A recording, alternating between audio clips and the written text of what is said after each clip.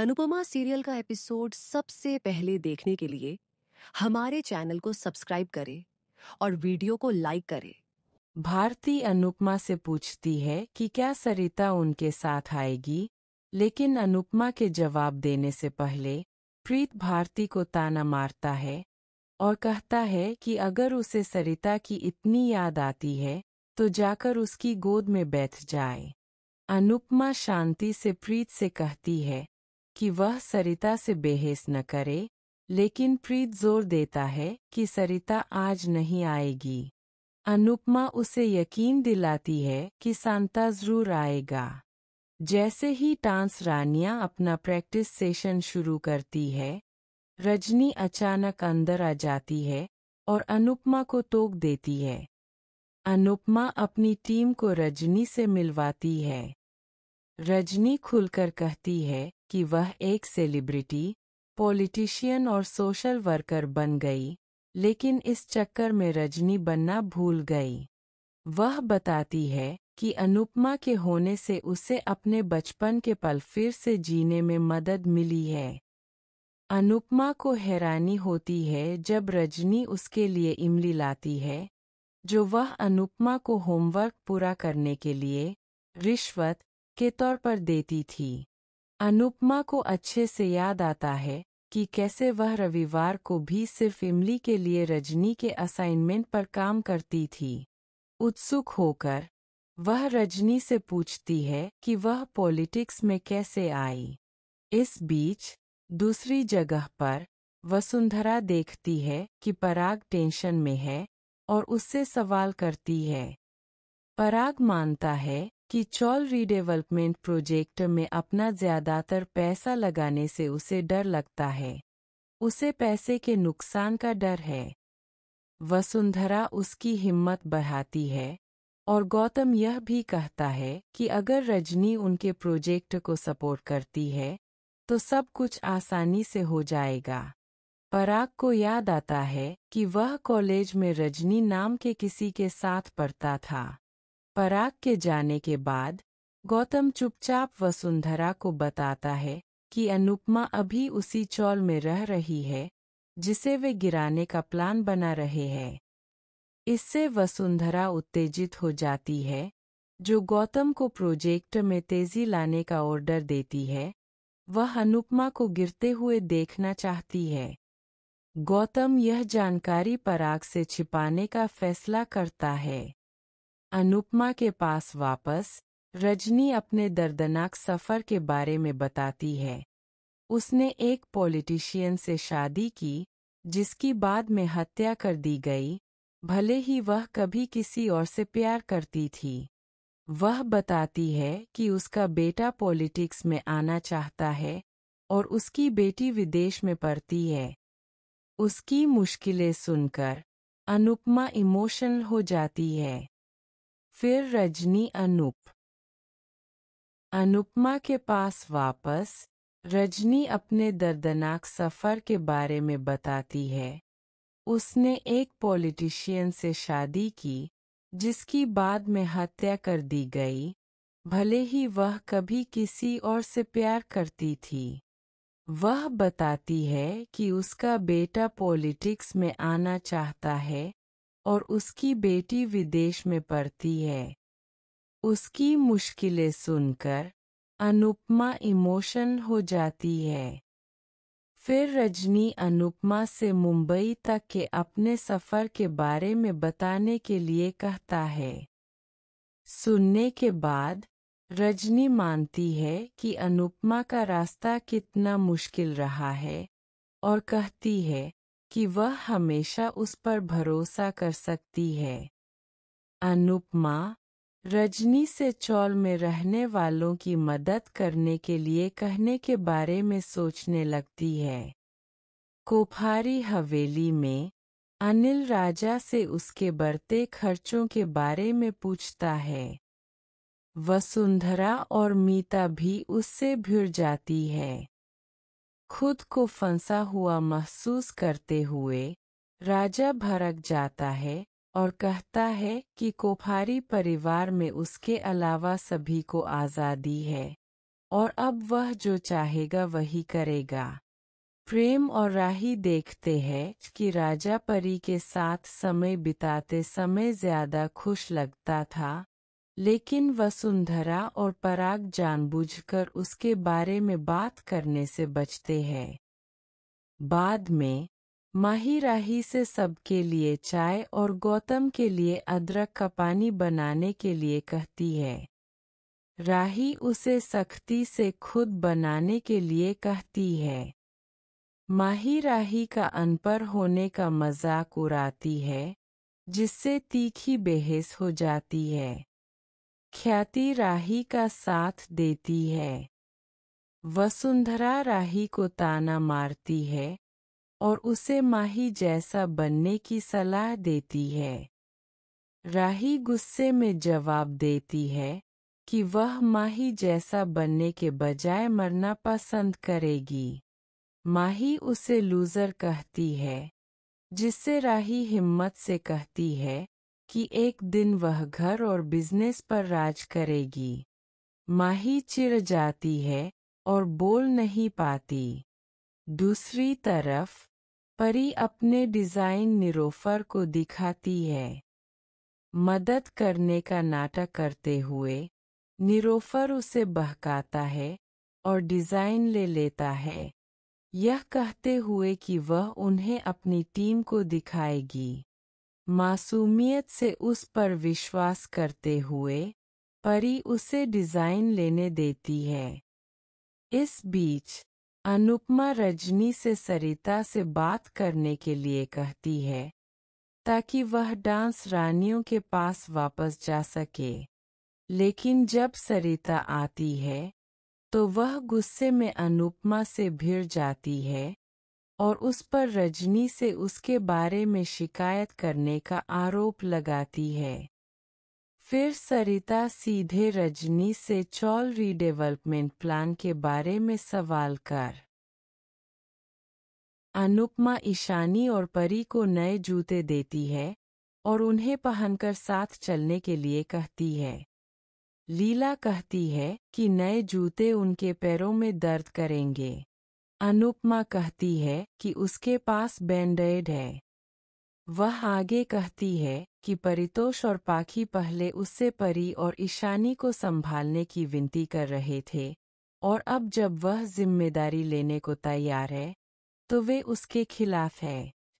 परितोष और पाखी जिद करते हैं कि वे अपने बच्चों को खुद संभाल सकते हैं। अनुपमा सभी से कहती है कि उसे परी और ईशानी की देखभाल अपने तरीके से करने दे। वह शाह परिवार से उसके फैसले पर भरोसा करने के लिए कहती है। अनुपमा कहती है कि बातचीत खत्म हो गई है। परी और ईशानी उसके साथ मुंबई जा रही है। वह चेतावनी देती है कि अगर उन्होंने अपना फैसला नहीं बदला तो वह फिर कभी उनकी मदद के लिए नहीं आएगी। परी और ईशानी कहती है कि वह उन्हें मजबूर नहीं कर सकती। अनुपमा उन्हें फिर से जूते पहनने के लिए कहती है। अंश और हसमुख अनुपमा का समर्थन करते हैं। किंजल परी और ईशानी से उस पर भरोसा करने के लिए कहती है। पाखी अनुपमा के साथ जाने का फैसला करती है, लेकिन अनुपमा कहती है कि परी और ईशानी के अलावा कोई भी उसके साथ नहीं जाएगा। परी फिर भी मना कर देती है। अंश राही को अनुपमा के फैसले के बारे में बताने का फैसला करता है। वसुंधरा राजा से कहती है कि वह उसकी अनुमति के बिना बाहर न जाए। वह पूछती है कि वह कहाँ गया था। मीता राजा से पूछती है कि क्या वह परी या शाह से मिला था। माही कहती है कि अनुपमा ने उसका ब्रेन वॉश करने के लिए उसे बुलाया होगा। मीता को शक है कि राजा पुलिस के पास गया है। राजा कोठारियों पर चिल्लाता है और कहता है कि वह अनुपमा या परी के पास नहीं गया था। वह कहता है कि वह बिना किसी को बताए जो चाहे करेगा। वसुंधरा पूछती है कि जब परी ने उसे थप्पड़ मारा था तो वह उसका समर्थन कैसे कर सकता है। राजा कहता है कि परी ने उसे इसलिए थप्पड़ मारा क्योंकि उसने उसे किसी और लड़की के साथ देखा था। वह कोठारियों से हस्तक्षेप न करने का अनुरोध करता है। फिर वसुंधरा मीता से कहती है कि वह राजा के लिए एक लड़की ढूंढना शुरू कर दे ताकि वह परी को भूल सके। राही कहती है कि परी के लिए राजा का सच्चा प्यार उसे आगे नहीं बढ़ने देगा। पराग राही को वसुंधरा के खिलाफ जाने से मना करता है और उसे आखिरी चेतावनी देता है। लीला कहती आज विक्रांत से शादी करने जा रही है। वह माता रानी से उन्हें आशीर्वाद देने के लिए कहती है। इस बीच विक्रांत सबूत चेक करने वाला होता है, लेकिन नीतू उसे रोक देती है। वह उसे वहां से ले जाती है। ऐश्वर्या को लगता है कि नीतू ने फिर से उसका प्लान खराब कर दिया। वह शादी रोकने का पक्का इरादा कर लेती है। मन्नत ऐश्वर्या से अपनी ड्रेस ठीक करने में मदद मांगती है। ऐश्वर्या सोचती है कि जब वह पैदा हुई थी तो उसने उसे मारने की कोशिश की थी, लेकिन मन्नत आज अपनी मल्लिका की खुशी छीनने की कोशिश कर रही है। वह यह शादी नहीं होने देगी। श्रुति वहां आती है। वह कहती है कि मन्नत कई मुश्किलों के बाद विक्रांत से शादी करने जा रही है। उसे अपनी खुशी वापस मिल गई है। उसे उससे नजर लेनी होगी। वह धृति को ले जाती है और ऐश्वर्या को पैसे देती है। वह लेने से मना कर देती है। श्रुति उससे लेने के लिए कहती है। श्रुति मन्नत से कहती है कि ऐश्वर्या ने उसकी शादी रोकने की कई कोशिशें कीं। आखिरकार भगवान की कृपा से वह शादी करने जा रही है। अगर वह जिंदा होती तो रोती। ऐश्वर्या सोचती है कि वह यह शादी नहीं होने देगी। वह उन्हें खून के आंसू रुलाएगी। इस बीच विक्रांत फंक्शन का मजा ले रहा है। गगन और रोनी मेहमानों का स्वागत कर रहे हैं। उन्होंने एक दूसरे को तोहफे दिए। वे खुशी से नाच रहे हैं। विक्रांत 7वें आसमान पर है। नीतू कहती है कि आज विक्रांत की शादी है। यह उनकी जिंदगी का सबसे खुशी का दिन है। वह उसके लिए सब कुछ है। रोनी विक्रांत को उसकी शादी में बिल्कुल भी नर्वस न होने के लिए चिढ़ाता है। ऐसा लगता है कि वह मन्नत से शादी करके बहुत खुश है। वह शर्मा गया। रोनी उससे कहता है कि वह 2 बार सोचे कि वह शादी करना चाहता है या नहीं। उसे अपने पिता की तरह पछतावा नहीं करना चाहिए। वह चिढ़ाता है। नीतू ने उसे घूरा। मन्नत ने देखा कि धैर्य जा रहा है। मन्नत श्रुति से शिकायत करती है कि धैर्य विक्रांत का भाई है, हालांकि उसे इस घर से जाना होगा। उसे इस शादी में आने की इजाज़त नहीं है। श्रुति कहती है कि विशाखा यह बेवजह की प्रॉब्लम खड़ी कर रही है। उसे जाना होगा वरना वह यह शादी रोक सकती है।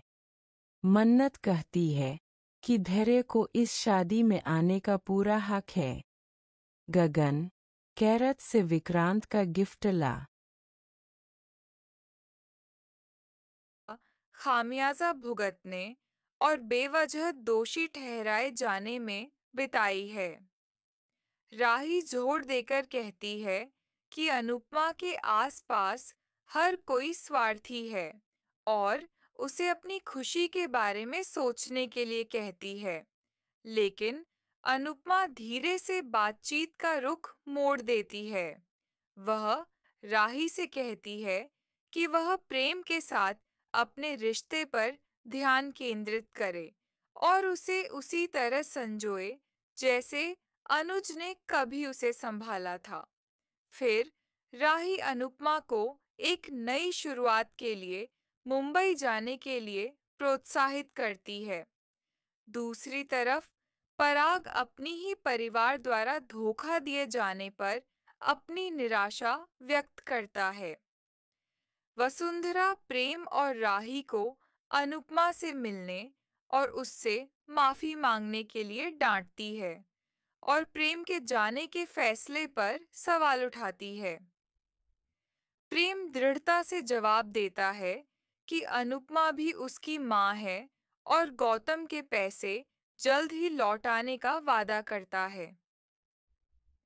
जब पराग पूछता है कि वह ऐसा कैसे करने की योजना बना रहा है, तो प्रेम और राही साथ मिलकर एक रेस्टोरेंट शुरू करने की अपनी योजना बताते हैं। पराग तुरंत घोषणा करता है कि गौतम उनके व्यवसाय का वित्तीय पक्ष संभालेगा।